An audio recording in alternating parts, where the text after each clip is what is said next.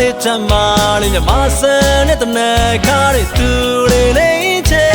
ပေါ်ရွေတဲ့သူပြုံးတွေကိုချေလို့ရင်မဆွဲညီသွားတယ်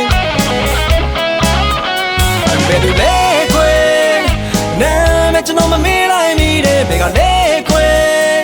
ကျွန်တော်နဲ့သူကြောင့်တွေ့မိတယ်ပြန်တွေ့ခွင့်ရတယ်နဲ့သူဆုံးမှုတဲ့နေရာလေးမှာထိုင်ငါငယ်လို့သူလာလေးမလားမျောမိတယ်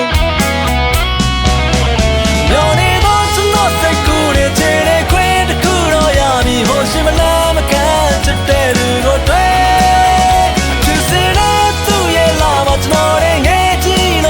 မထမတော့ချင်မတဲ့လိုက်ရင်ဘုံနေ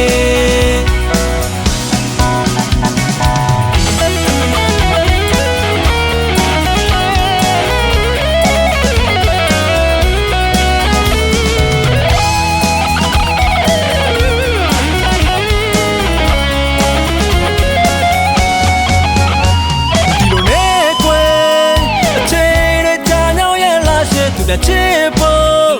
ကျွန်တော်နဲ့စင်မြဲကြိုးစားနေတဲ့သူမပြောနဲ့တည်နေပြီကွယ်ဒါပေမဲ့လည်းကျွန်တော်ကြားရင်လုံးနဲ့သူပြန်ပြေမဲ့ချစ်စကားတွေကိုဆောင်ရင်ရင်တွေခုန်ရတာမော